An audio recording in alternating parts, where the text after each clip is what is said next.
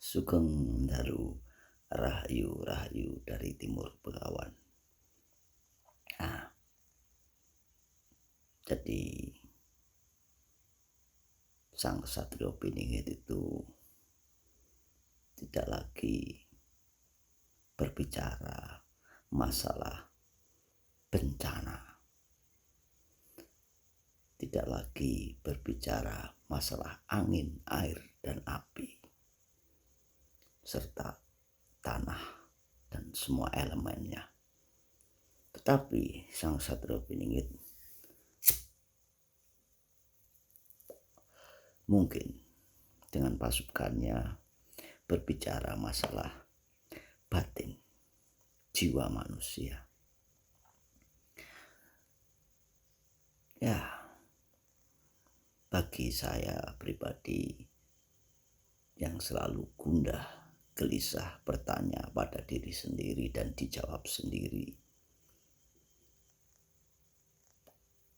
maka pertanyaan itu ya karena jiwanya saya adalah jiwa Jawa, jiwa di mana selalu mencari, bukan menjadi seorang yang mudah percaya, tetapi selalu mencari. Wikipedia menyatakan di tahun 2017 populasi agama terbesar di dunia nomor 1 adalah Kristen, nomor 2 adalah Islam atau mayoritas, nomor 2 adalah Muslim.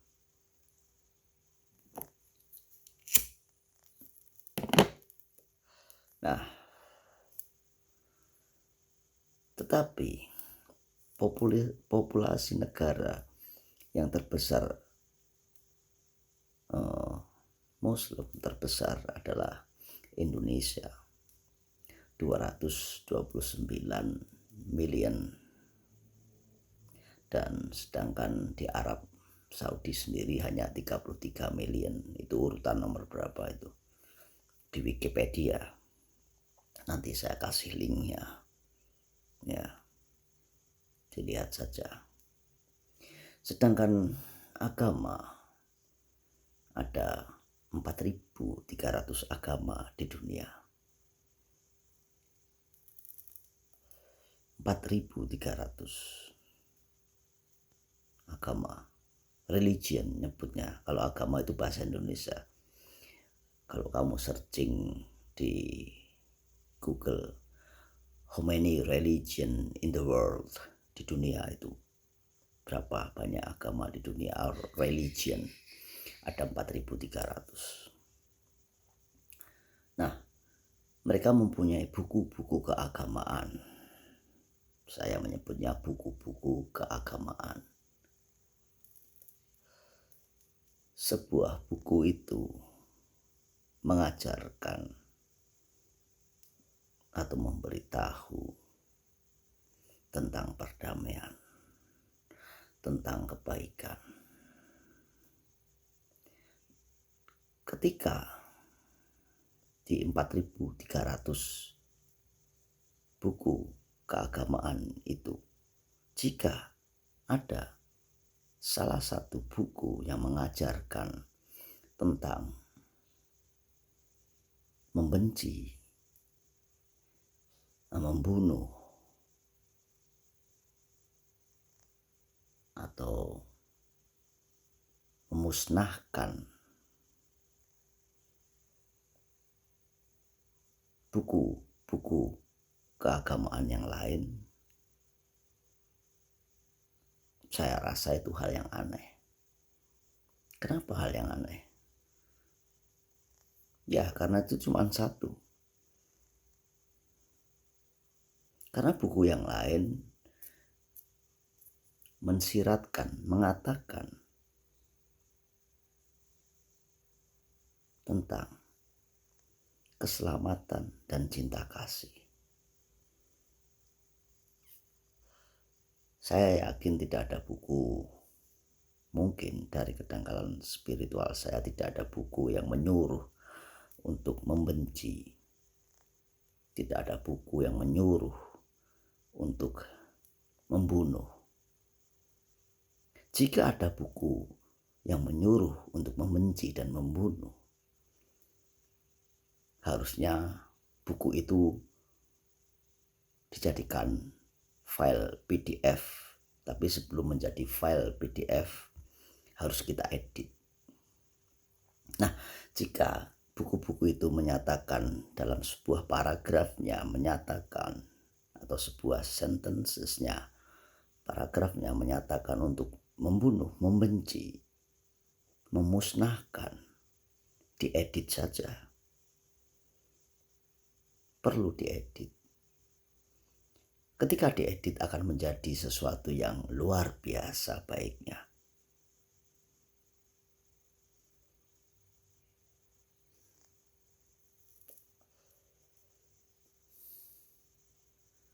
Jika ada buku yang mengatakan Sang Pencipta menyukai kamu ketika kamu selalu mencintainya, dan ketika kamu mencintainya, kamu harus setia. Jika tidak ada orang yang tidak sependapat denganmu dalam mencintai Sang Pencipta, maka harus kamu musnahkan. Nah, itu buku yang tidak bagus, buku yang kurang benar, karena mengajarkan kita untuk memusnahkan. Tetapi kalau kita edit, jika tidak ada yang sepaham denganmu, sependapat denganmu, maka cintailah dia, ciumlah keningnya, kasihlah dia uang, beras, dan makanan pokok setiap hari. Itu akan luar biasa. Makanya perlu diedit biar menjadi luar biasa buku-bukunya itu. Nah, gitulah dulur. Nah, ketika kegundahan saya tentang Sang Pencipta, dan banyak juga kegundahan teman-teman tentang Sang Pencipta, mereka bertanya kepada seseorang yang dianggap seseorang itu luar biasa. Nah, ketika teman saya datang kepada seseorang yang luar biasa itu, dia bertanya, sebenarnya ada nggak sih Sang Pencipta itu? Ada nggak sih Sang Pencipta? Lalu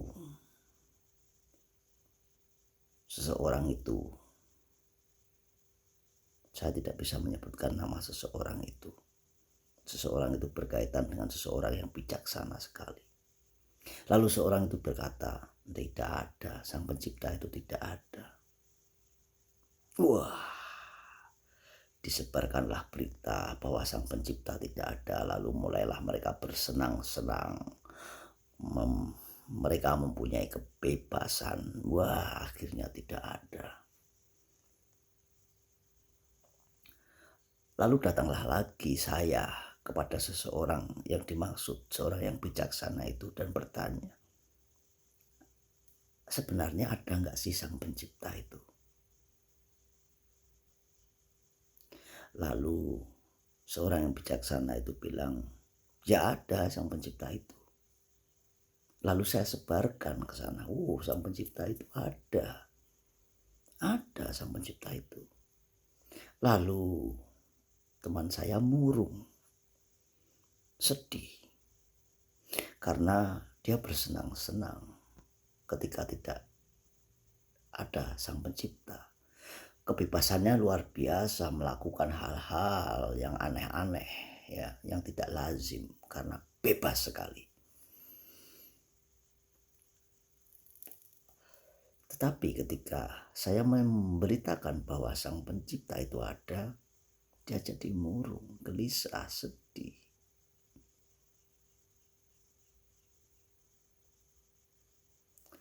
Menjadi takut. Nah, antara dia dan saya sama-sama tidak tahu karena bertanya. Terus untuk apa? Sama-sama tidak tahu, sama-sama belum pernah ketemu, sama-sama belum pernah melihat, sama-sama belum pernah menyentuh.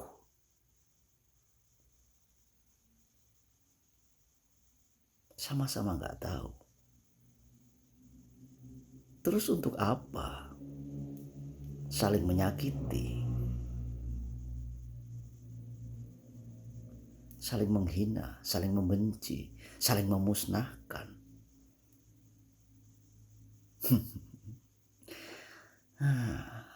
Itulah jiwa-jiwa yang akan rusak. Yang mana jiwa-jiwa itu dikhawatirkan oleh Sang Ksatrio Piningit, di mana itu nanti akan menjadi jiwa-jiwa yang berantakan, yang menghancurkan secara sukarela dirinya sendiri. Sama-sama tidak tahu, sama-sama belum pernah ketemu, sama-sama belum pernah melihat. Lebih baik alangkah bijaksananya, karena kata-kata yang sama-sama berarti kita dalam satu naungan tempat yang sama. Ketika diibaratkan mobil menuju ke Jakarta, kita ini satu mobil. Kamu belum pernah ketemu, kamu belum pernah melihat satu mobil yang menuju ke Jakarta, di mana Sang Pencipta tinggal di Jakarta. Nah, kenapa satu mobil mau berantem, mau memusnahkan, mau bunuh-membunuh? Terus kalau semuanya mati, siapa yang menyetir? Siapa yang nyetir mobil itu untuk sampai ke Jakarta? Genderuwo.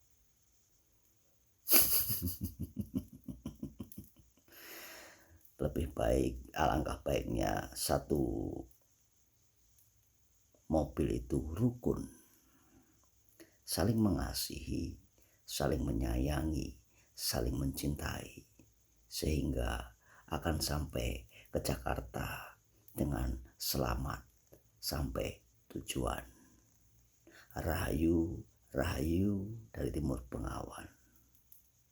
Terima kasih Sang Ksatrio Piningit yang hebat, yang mampu membawa satu mobil ke sebuah tujuan, Jakarta.